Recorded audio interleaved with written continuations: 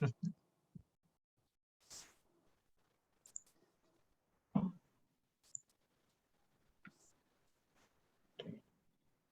selamat malam Bapak Ibu semua. Selamat malam, Pak. Apakah Selamat semuanya malam. sehat semua? Pak Ibu Husnul, apa sehat Bu? Siap Pak, Alhamdulillah sehat. Bapak sehat? Luar biasa, baik-baik. Oke, terima kasih sudah hadir semuanya di pertemuan kita ya, pertemuan pengantar akuntansi. Kali ini kita akan membahas topik pertama atau topik awal, tidak awal sekali sih sebenarnya, yaitu akuntansi dalam bisnis. Nah, di dalam hal ini nanti yang mengajar ada dua, yaitu Ibu Meli Susanti dan saya sendiri. Ya, Ibu Meli akan lebih banyak menjelaskan mengenai perhitungan ataupun simulasi, sementara saya akan lebih berfokus kepada konsep dan teorinya. Nah, kalau nanti Bapak Ibu ada pertanyaan, silakan mengacungkan tangan atau kita bisa diinterupsi. Ya, tidak ada masalah, cuma kita mau minta tolong bahwa dalam bertanya jangan terlalu panjang ya, supaya kita memberikan kesempatan pada yang lain. Baik, kita mulai. Next. Oke, ada dua tujuan pembelajaran kita hari ini ya. Pembelajaran yang pertama atau tujuan yang pertama adalah setelah kita mempelajari materi hari ini, kita mengharapkan bahwa peserta dapat mengidentifikasi aktivitas apa saja yang akan atau yang termasuk dalam akuntansi. Dan siapa sih sebenarnya pengguna akuntansi? Nah, itu tujuan pertamanya. Nah, tujuan yang kedua adalah kita sebagai peserta juga dapat memahami ya persamaan dasar ya. Persamaan dasar atau komponen dasar, mungkin saya menyebutnya begitu, komponen dasar dalam penyusunan laporan keuangan. Jadi itu ada dua tujuan awal. Next. Nah, ini dia. Ya, berbicara soal akuntansi, sebenarnya itu adalah bahasa sederhananya adalah bahasa bisnis. Ya. Jadi kalau kita bicara bahasa bisnis, artinya tidak ada satu perusahaan pun di dunia ini yang tidak memerlukan akuntansi. Apapun usaha mereka, apapun kerjaan mereka, apapun yang mereka lakukan, mereka butuh akuntansi. Kenapa? Karena pada akhirnya mereka harus melaporkan kinerja mereka. Mereka membutuhkan uang. Dari siapa membutuhkan uang? Dari bank. Dari siapa membutuhkan uang? Dari pemegang saham, dari investor. Sehingga investor cuma melihat satu, yaitu adalah bahasa yang sama, yaitu akuntansi. Nah, oleh sebab itu, penting bagi kita mengerti setidaknya hal dasar mengenai akuntansi. Tidak perlu canggih, tidak perlu dalam, tidak perlu luar biasa, tapi bisa membaca secara sederhana. Nah, dalam akuntansi itu ada 3 aktivitas. Pada intinya, ada aktivitas tersebut adalah kita mencatat transaksi keuangan, Bapak Ibu. Jadi, transaksi non-keuangan kita nggak catat. Rasa bahagia, rasa sedih, rasa suka, rasa benci itu kita nggak catat. Yang kita catat hanyalah transaksi keuangan. Ada uangnya nggak? Nah, kita mata duitan lah dalam hal ini ya. Kalau nggak ada duitnya kita nggak nyatat. Nggak bisa diukur duitnya kita nggak nyatat. Jadi kita nggak nyatat kerusakan ozon berapa itu kita nggak nyatat. Karena susah. Ya. Jadi kita harus identifikasi, lalu kita catat dan kemudian kita komunikasikan kepada siapa penggunanya. Nah, siapa penggunanya? Next. Nah, penggunanya itu ada dua sebenarnya, pihak internal dan pihak eksternal. Pihak internal itu ya pihak dalam perusahaan ya. Kalau kita punya usaha, baik itu UMKM maupun itu usaha sudah levelnya multinasional, pasti punya pihak internal. Siapa? Direksi misalnya. Bagian keuangan, bagian marketing misalnya begitu. Bagian marketing butuh akuntansi untuk apa? Ya mereka mau tahu tercapai nggak penjualannya. Ya kan, mereka kan nggak nyatat penjualannya dari awal sampai akhir. Yang nyatat siapa? Nyatat bagian keuangan, bagian akuntansi. Mereka perlu tahu. Sumber daya manusia, mereka perlu tahu bagaimana kondisi gaji perusahaan, kondisi gaji karyawan, perlu dinaikkan nggak? Apakah perusahaan sanggup atau tidak? Nah, kemudian juga bagi manajemen, lihat laporan keuangannya, dia butuh keuangan untuk apa? Bagi mereka sih, bagi manajemen, perlu ekspansi nggak kita? Perlu buat produk baru nggak kita? Nah, itulah kira-kira internal. Sampai di sini dulu Bapak Ibu, sebelum saya lanjutkan, ada yang mau ditanyakan mungkin? Ada yang mau di-sharing? Silakan Bapak Ibu. Saya tanya Pak Andri. Monggo, Pak. Ya, saya cuma ingin bertanya misalnya gini, kita semacam ada jual di Madura itu kan beli rongsokan, beli macam-macam tuh jual beli dia. Nah, dia kan bayar segala, dicatat di kertas dia. Nah, itu apakah termasuk proses akuntansi? Nah, kita akan bicara kalau begitu, kalau dari sisi pribadinya, sisi pribadi si orang Maduranya dia akan catat. Tapi kalau bicara kemudian begini, apakah itu adalah sebuah usaha atau tidak? Jadi katakanlah orang Madura itu punya usaha, kemudian dia menjual beli rongsokan tersebut bukan atas nama usahanya, atas nama pribadinya. Maka dalam hal ini nanti kita harus pisahkan mana yang termasuk dalam perusahaannya dia, mana yang termasuk dalam pribadinya dia. Dan hal yang penting Bapak Ibu, betul pertanyaannya Pak Heron, ini penting. Kenapa? Karena banyak sekali usaha-usaha kecil yang mencampur adukan antara pencatatan, antara transaksi keuangan pribadi dengan transaksi usahanya. Contoh, usahanya adalah jual beli kerupuk, tapi kemudian dia pakai uangnya juga untuk mengantar anak ke sekolah. Nah, itu harus dipisah, jangan digabungkan. Mungkin begitu Pak Heru, bagaimana? Ya, jelas Pak. Makasih. Thank you Pak Heru. Baik, kita lanjut ya. Nah, pihak yang kedua adalah pihak eksternal. Nah, ini kalau kita butuh mencari dana ya, atau kita butuh dana tambahan, biasanya kepada investor, ya kreditor, nah, mereka pasti cuma lihat laporan keuangan dulu. Ya, itu hal yang pertama yang mereka lihat. Makanya saya bilang ini bahasa bisnis. Jadi kalau kita ngomong sama orang investor, sama mereka yang punya uang untuk membiayai usaha kita, mereka cuma butuh satu. Saya mau lihat dong keuangannya kamu, saya mau lihat dong estimasinya kamu, bagus nggak usahanya? Kalau bagus saya investasi, kalau enggak ya kita coba lihat bagaimana cara memperbaikinya. Bank apalagi ya kan dia punya tanggung jawab kepada peminjamnya penyimpannya. Jadi untuk itu dia akan berhati-hati. Next. Andre mau tanya dong. Silakan Pak Irzan. Pak Andre, kalau yang batas tugas akuntan sama finance itu sampai mana ya Pak Andre? Kalau kayak rasio keuangan itu accounting juga bukan ya Pak Andre? Izin Pak Andre. Ya. Baik, terima kasih Pak Irzan. Kalau kita bicara mengenai tugas dan fungsi ya sebenarnya akhir-akhir ini dalam di dunia saat ini sebenarnya agak tipis perbedaan antara akuntan dengan keuangan. Kita nggak bisa bilang juga akuntan itu hanya buat laporan keuangan karena seperti kita tahu bahwa mereka harus bisa memberikan rekomendasi atas laporan keuangan tersebut, analisa atas laporan tersebut, dan juga itu juga dikerjakan finance. Dalam pengertian artinya begini, ada persinggungan ilmu, ya, ada persinggungan tugas antara bagian finance dan bagian akuntan. Jadi mau tidak mau, ya finance juga harus bisa membaca laporan keuangan, dan juga mau tidak mau akuntan juga harus bisa menerjemahkan laporan keuangan. Itu mungkin jawaban saya, Pak Irzan. Baik Pak, terima kasih Pak Andre. Baik, terima kasih. Nah, kalau tidak ada pertanyaan lagi, kita akan lanjut ke bagian yang kedua. Silakan Bu Meli untuk hal yang lebih teknis.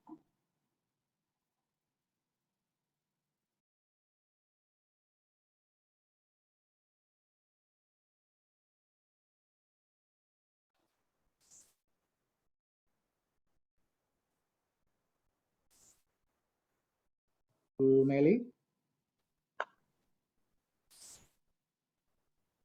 Halo Bu Meli, masih mute. Iya. Maaf, sorry. Tadi speakernya. Halo, begini?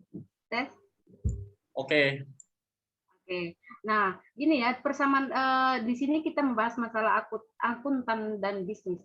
Jadi seorang bisnismen itu harus paham juga dengan akuntansi keuangan gitu ya. Akuntansinya ini adalah baratnya itu hal yang penting sekali yang harus seorang direktur sekalipun dia punya aset yang banyak, tapi kalau dia tidak paham mengelola keuangannya, maka perusahaannya juga bakal kolap ya.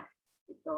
Jadi sangat dibutuhkan sekali peran akuntan di dalam bisnis. Nah ini, jadi sebelum kita masuk ke persamaan akuntansi di sini yang perlu dipahami dasarnya ini, itu kita harus tahu tujuan kita bisnis itu apa gitu kan. Kita menghasilkan keuntungan yang sebanyak-banyaknya, itu tujuan bisnis kita supaya usaha kita tidak jatuh, tidak kolap gitu kan. kita harus paham juga posisi keuangan kita. Nah, di sini ya tadi Pak Irsan menanyakan tentang akuntan dan keuangan. Jadi seorang keuangan itu harus tahu memposisikan perusahaannya itu besar di asetnya atau besar di hutangnya gitu kan. Kalau besar di asetnya kemungkinan umur usahanya bisnisnya itu akan lebih panjang gitu kan. Kalau lebih banyak dari hutangnya di sini, maka usaha perusahaannya itu untuk mengembalikan modal itu lebih lama gitu kan, karena lebih banyak di hutang gitu ya Bapak Ibu. Jadi kita harus paham berapa besar kemampuan usaha kita ini, perusahaan kita ini untuk menambah hutang gitu. Kalau sekiranya aset kita lebih banyak gitu kan, modal kita besar, kenapa kita harus menambah hutang gitu. Jadi kita harus paham betul.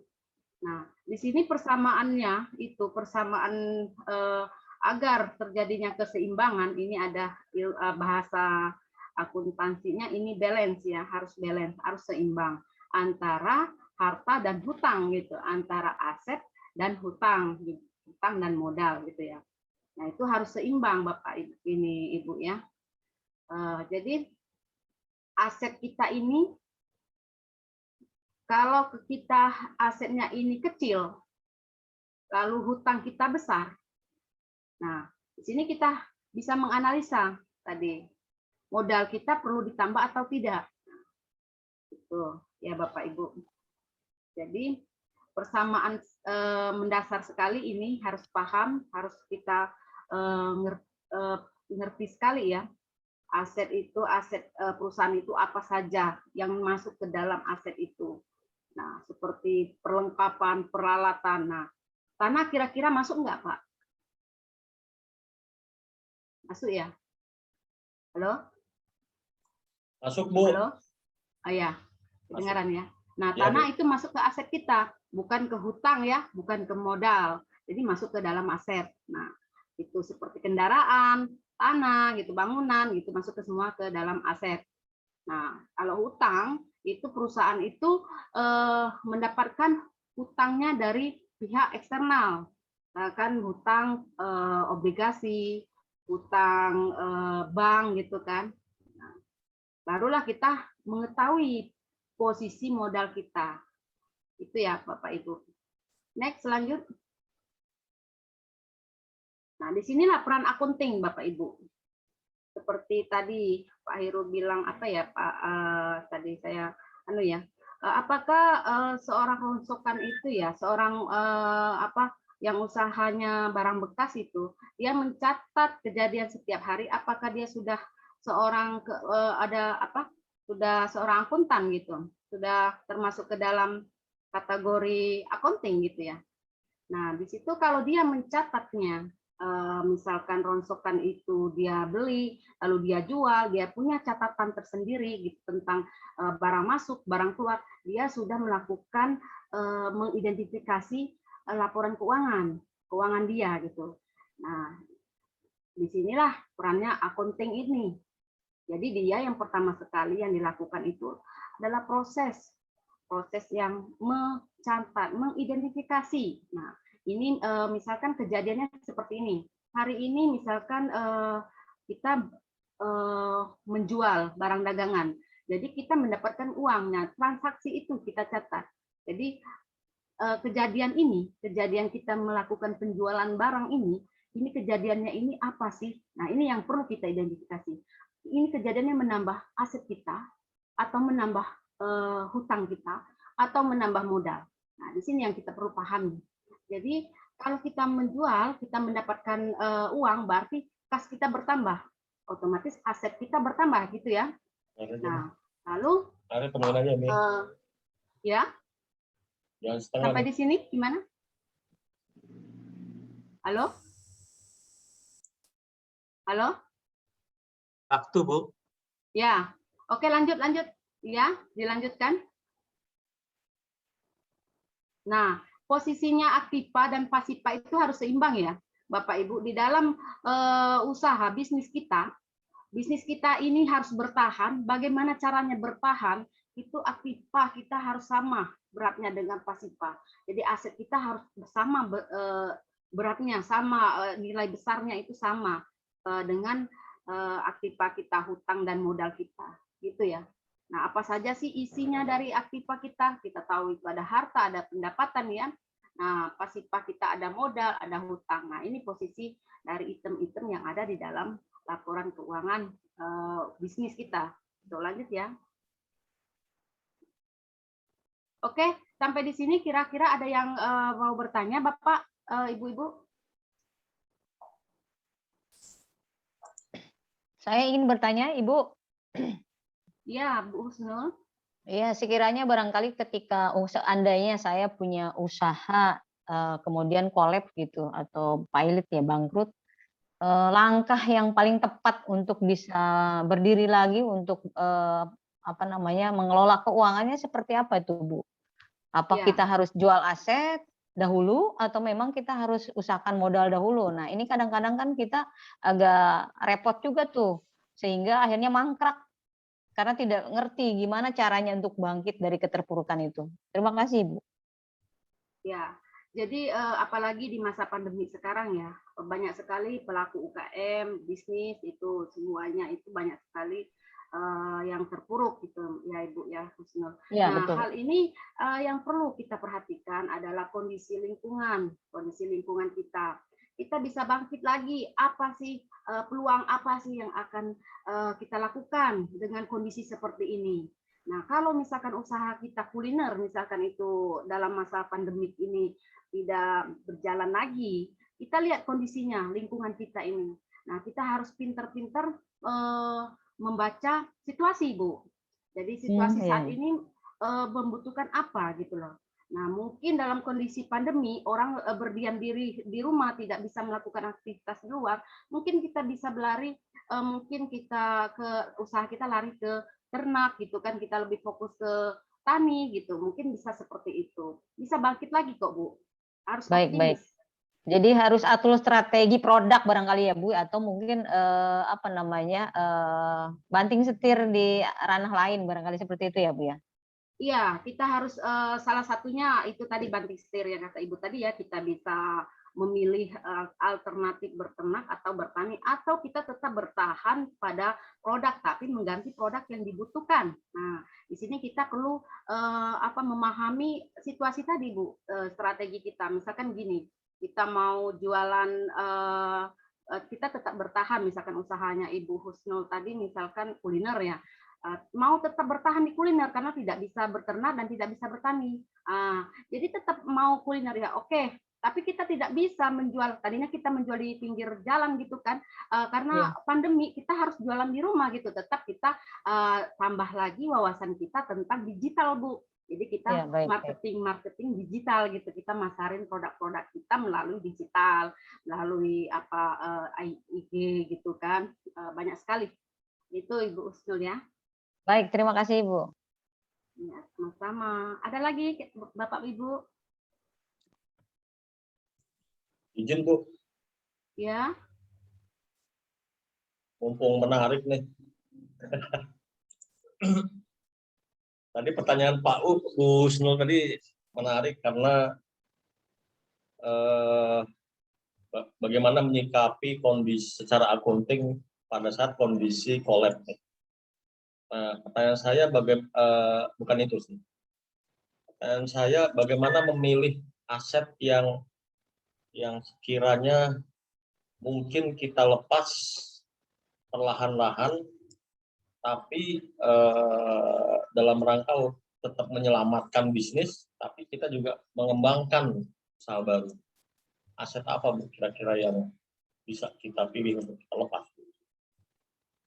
Oke, gini ya kasusnya. Misalkan gini, usahanya Pak Irsan sedang dalam kondisi pilot misalkan gitu ya, mau melepaskan aset. Nah, aset ini apa sih?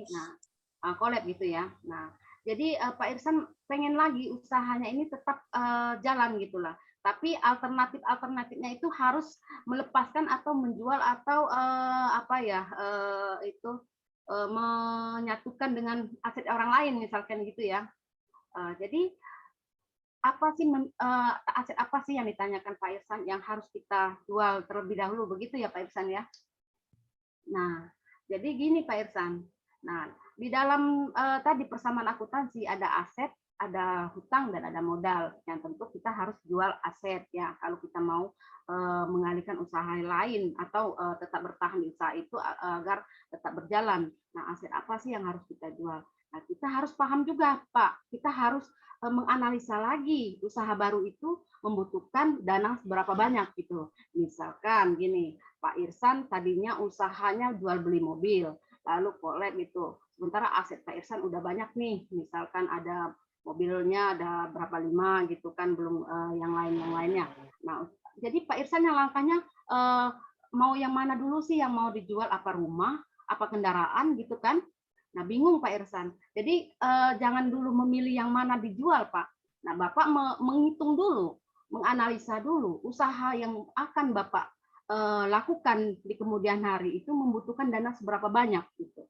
Nah, jangan sampai anggaran kan Bapak membuat anggaran nih. Anggaran Bapak yang Bapak buat itu ternyata jauh lebih kecil daripada yang sebenarnya, yang real yang terjadi yang akan datang. Nah, akibatnya apa? Kalau itu anggaran Bapaknya terlalu kecil, jadi mobil sudah terjual, rumah belum terjual, mobil sudah terjual, tapi usaha baru belum jalan gitu kan Pak. Nah, sebaiknya Pak Irsan itu menganalisa dulu berapa sih butuh dananya untuk usaha baru. Nah, begitu Pak Irsan. Baik Bu, jelas Bu. Ada lagi Bapak Ibu? Bu, waktu udah lewat 5 menit loh Bu. Sudah Oh mau iya, absen. terima kasih. Barangkali absen dulu Bu. Nanti Oh di ya, setting deh, kita diulang absen deh. dulu ya. Ya, silakan munculkan absennya yang Baik. di bawah ya Pak Irsan. Ya, baik Bu. Nanti saya edarkan ke teman-teman Bu. Iya. Oke, Pak Andre, teman-teman semuanya, Bapak-bapak, demikian paparan kami lebih dan Terima kasih. kurang ya mengenai akuntansi dan bisnis seperti itu tadi. Terima kasih Ibu. Selamat malam. Selamat malam Terima kasih. semuanya. Terima kasih Terima Bu. kasih. Selamat malam. Malam, Bu. Ah, udah Teman-teman. nggak difoto absen ya Pak Irsan? Sudah. Kita nggak foto, udah foto, foto saya. bareng-bareng gitu. Sudah foto, Hah? sudah foto. Oh ya. Sudah saya ambil foto. Ini sudah saya ambil foto. Oke, saya mau megang gitar dulu nih, foto lagi nggak? Foto, Aduh, mau megang saya gitar. Ya, saya Sambil megang tiba-tiba sembuh ini. Udah malam. Ayo Ibu, Stop ya. Ininya. Aduh. Sensei, mau Ya, bertanya nggak recordnya stop. Sensei?